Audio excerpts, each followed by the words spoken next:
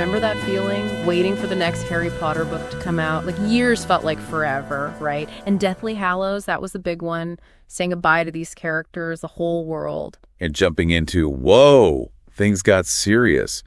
No more Hogwarts being the safe haven. It's like Harry's thrown into this war, no safety net. Right. From page 1, leaving Privet Drive, it's like childhood's over. There's no going back. That escape scene, too. 7 Harrys in the air. Genius plan. But talk about highlighting the danger. And Dumbledore's gone, so Harry's figuring things out on his own in this really scary world. And to make things harder, Dumbledore's will, those random things he leaves Harry. The snitch, the Deluminator, that Beetle the Bard book. Yeah, you're like, okay, nice souvenirs, but then they're not. Each one, like a puzzle piece, crucial to Harry beating Voldemort. It's like Dumbledore planned this whole scavenger hunt. Ethan Three's gone guiding Harry. Right.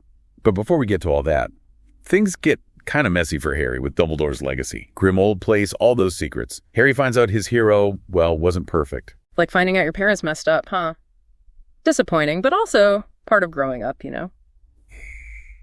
And speaking of messy, that locket Horcrux doesn't just hold Voldemort's soul. It's like pouring bad vibes everywhere, messing with Harry, Ron, and Hermione. Talk about testing their friendship. That locket feeds on doubts, fears, and Ron leaving. Heartbreaking how easily things break under pressure. It's rough. They've been through so much, then that locket's magic almost breaks them. Ron leaving, it's not just the fight, it's everything they're going through, the fear. Makes you think, how do you stay loyal when everything's falling apart?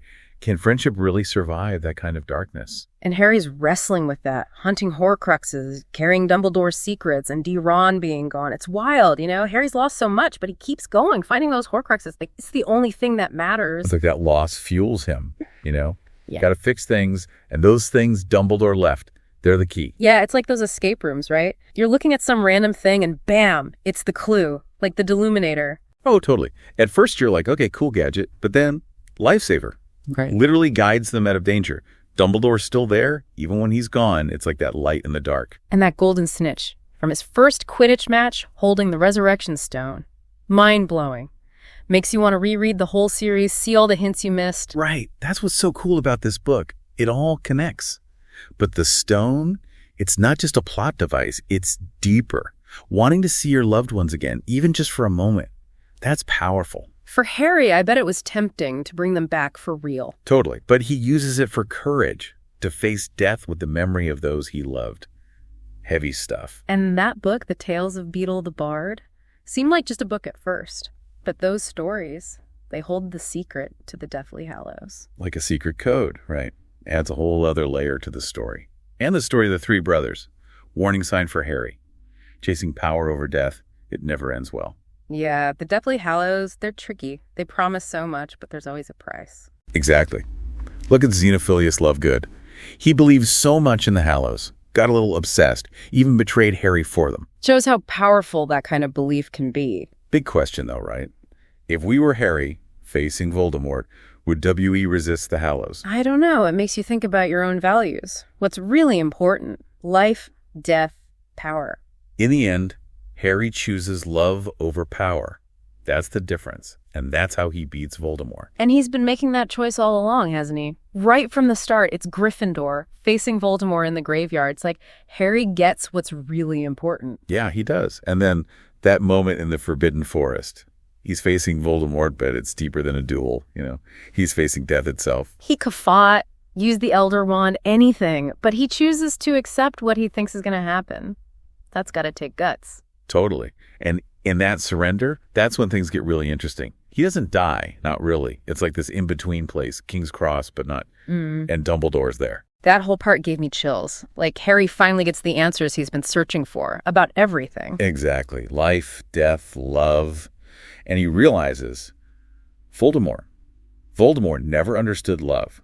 That's his weakness, the one thing he can't fight. And Harry, he's protected by it without even realizing it. It's like that saying, love conquers all, but for real. But then Harry comes back, right?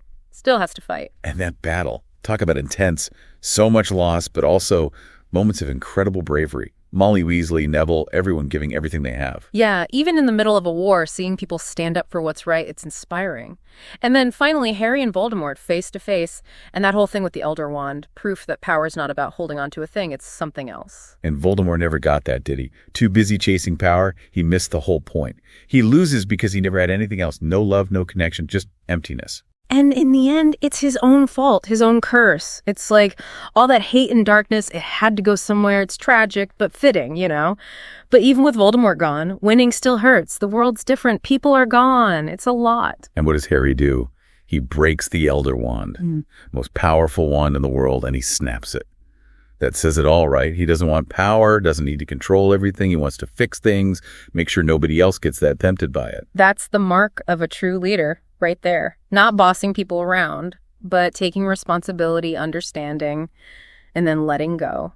So the story ends, and Harry's about to start a whole new chapter. He's been through a lot, but he made it. And you just know, everything he went through, it'll change him, but hopefully for the better. And that's what we're left with, isn't it? This feeling that even after this huge, intense story, there's still so much to think about. Love, sacrifice, courage. How do we take those ideas and actually live them, you know? Yeah. Especially when things get tough. It's a good question to ask ourselves. And maybe, just like Harry, we find the strength to keep going in the people we love, the friendships we have, that spark, that hope. It's got to be there somewhere, even when things are dark.